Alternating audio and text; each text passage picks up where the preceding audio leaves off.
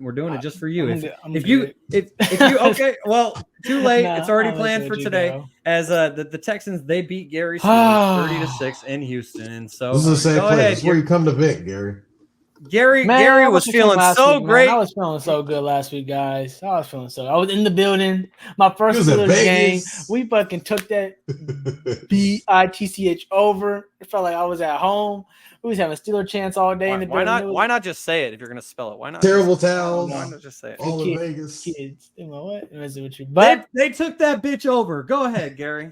But it's okay. The Raiders, and they actually usually have our number. But with Jimmy B, Jimmy G, you guys know how that be. But I wrote right here. At the end of the day, we're just mid. We're mediocre. We got a great defense when not have to be there every literally we have the most 3-and-outs. So literally they're on the field all the time. So we have great defensive guys as you guys. We have TJ Watt, we got Highsmith, we got Minka in the back. We got some good pieces, even though Kev wants to call it JV defense, I wanted to say it's JV offense, Kev. It's our JV offense that makes our defense have so much pressure on it. It's like I don't blame my defense me being like, bro, how many stops do you want us to get now? Like at some point, y'all got to score. You know what I'm saying? Keep going 3-and-out. It's going to be really frustrating. And our offense, I can come up in here, and all the Steeler fans already know all the weapons that we have and everything. We've all been preaching the same thing. When I was at the game too, literally fire Matt Cannon, our offensive coordinator. But to be honest with you guys, I've been a Steelers fan obviously my whole life, and one thing that you love about our team is that we're consistent and we stick with our guns, and that we don't fold under pressure. It's also right now is what's really kicking our ass right now. Like our coach Mike T, I love him, but it's like, bruh, something got to change. And I know he said something's going to change, but usually for Mike T, that usually means we're going to change some players around. We're going to change those type of things. But realistically, I know it's only been 4 weeks, but it's time to get I don't know which we firing an offensive coordinator is pretty big midseason. I don't know how that would work out. Like, are we going to bring a whole new offense in or what? Like, it's the same. It's at the end of the day.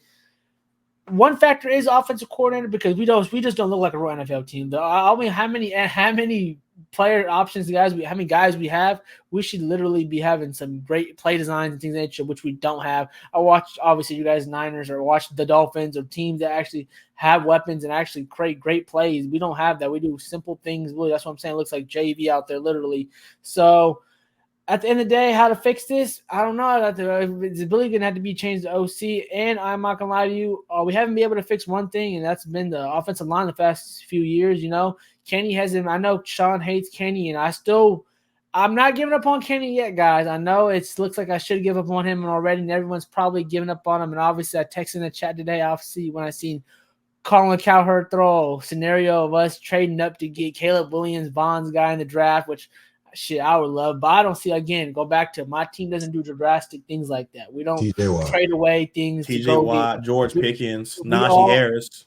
Shit, I'll be fine with it. I'll be good with it. I'm not going to lie. We draft good receivers. We'll find new of those. We draft good defensive guys, so I would be fine with that as a fan, but we stick to our guns. We don't do big swings like that. We grow within.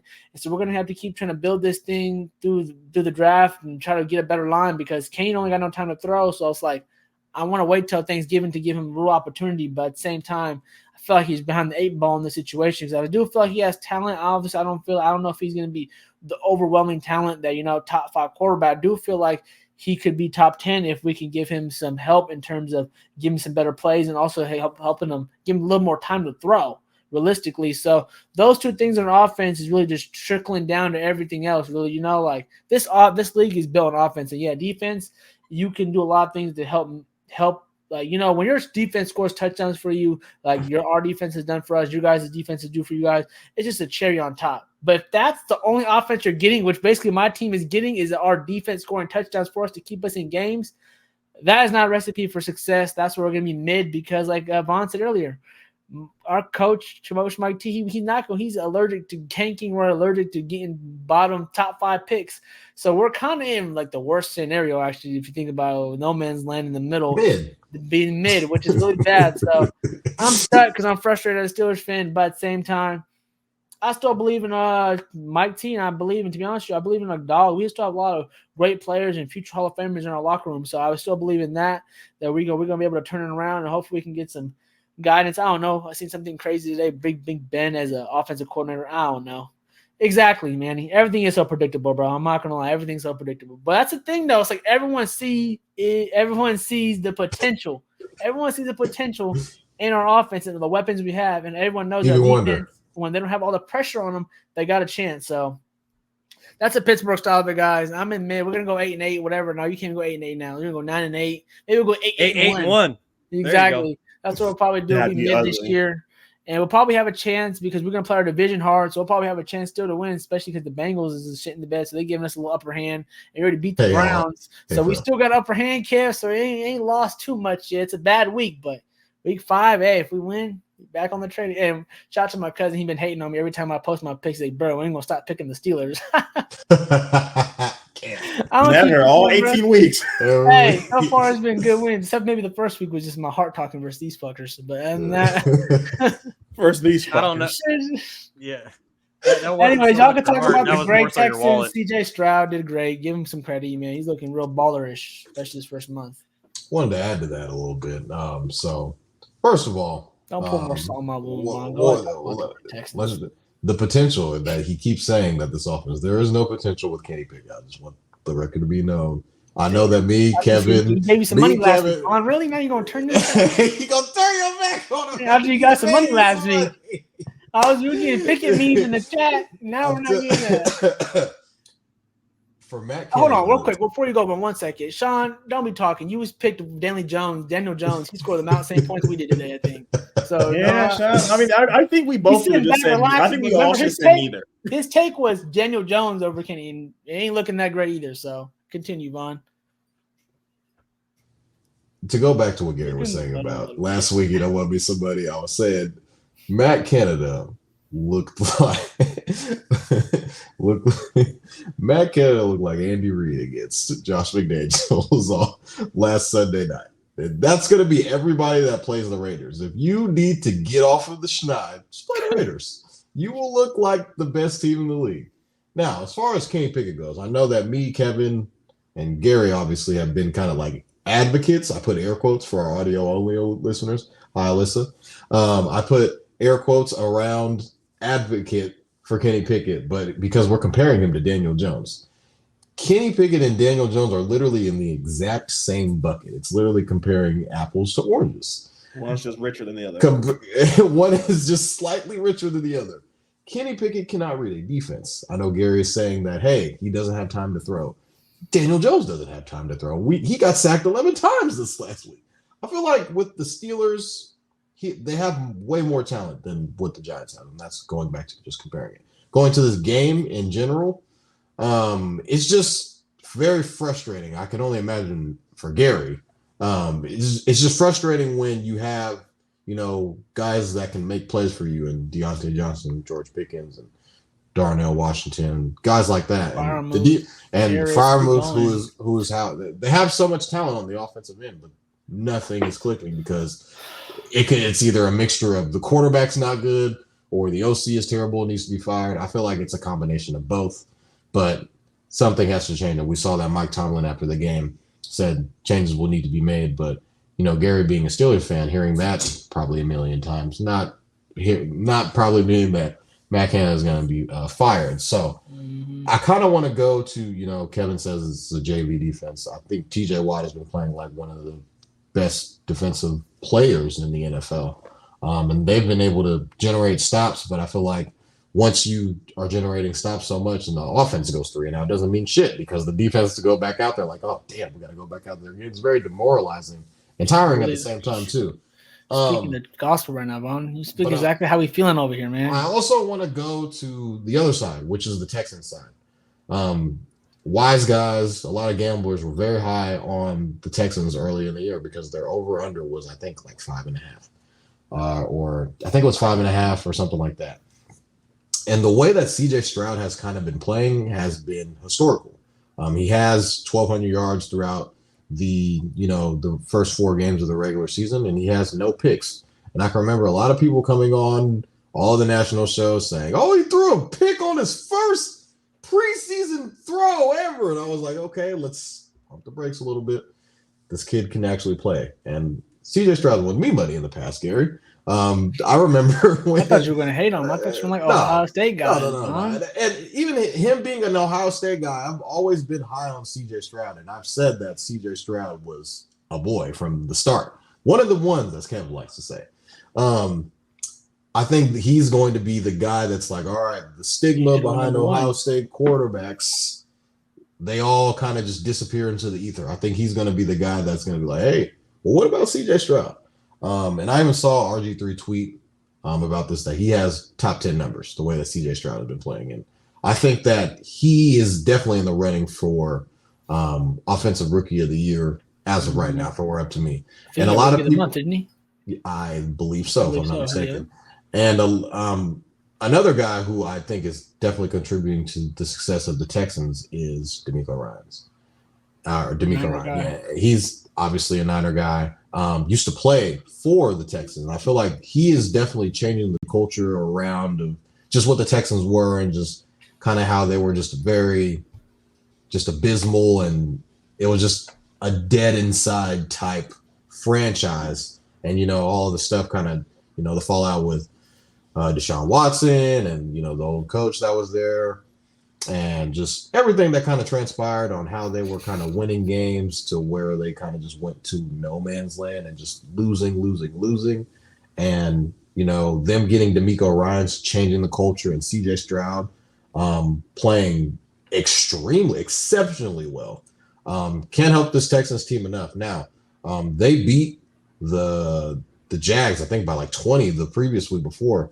And Jags won the division last year, so I am not so sure that the Jags are just, the Jags, they're going to win the division. It's a lock. Book it. I think that, Tennessee probably might have something to say about that after they bounce back this past week. And the Texans are definitely going to be in the running for trying to win this division. Now, this division is, compared to most divisions, not really that great. But if we're kind of looking about, locking up the Jags as AFC South champions, I think they better take a better look, because CJ Stroud has been playing like the best quarterback in this division. Kevin, do you have CJ Stroud stats, or should I share them? I got him. He's got Only casuals call him CJ. Him. Only casuals call him CJ. This is my man Coleridge Bernard. He is on a list with only 6 other quarterbacks to start off a season averaging 300 yards and, like Toddy mentioned, having 0 picks. Can anybody name those 5 quarterbacks? Mahomes is one of them, right?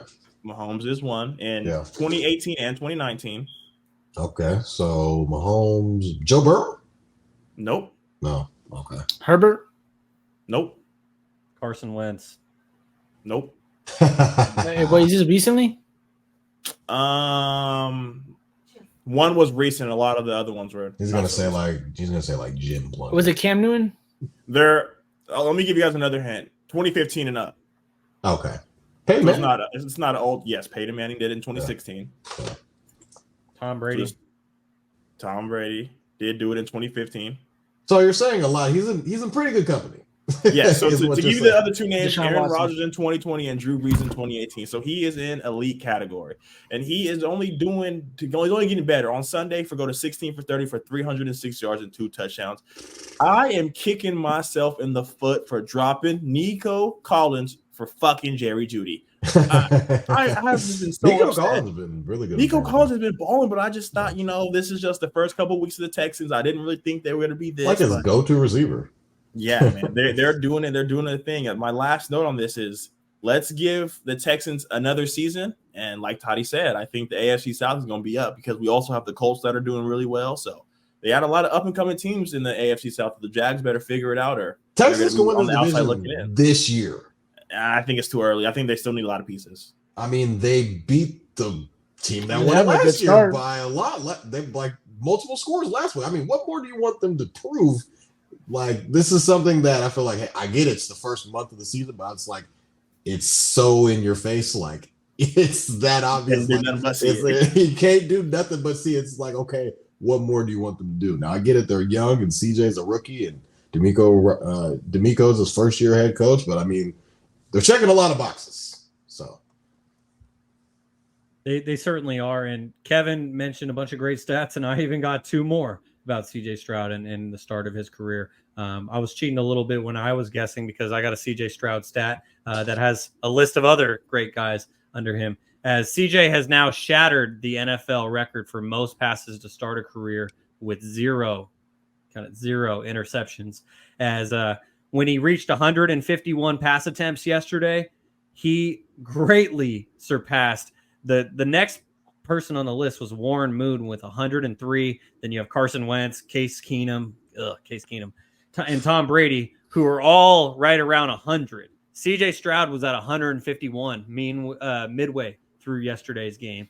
And then he's also the first rookie since 1970 with 250 passing yards, 2 passing touchdowns, and 0 interceptions in 3 straight games. I think Toddy might have mentioned that, or Kevin mentioned that. So forgive me for repeating that. But it's just emphasizing the start of the career that CJ Stroud is having. And last week when Kevin was dealing with technical difficulties from the rain, I did the Factor Cap segment, and one of the questions was about basically Bryce Young versus CJ Stroud. And I think one of us actually said that they would have gone with CJ Stroud, but I, for one, was just like, it's been 3 games. Yeah, Toddy. Okay, there you go. Toddy was the one. But the rest of us basically just went like, oh, no, we'll wait and see, because at least for me, as much as I love CJ Stroud from the Ohio State University, I thank you, Kevin. And I didn't want to overreact to 3 games, but what he's doing so far is special. And just like Toddy said, they took out the division champs on their home field by like 20 points. So they're pretty damn good.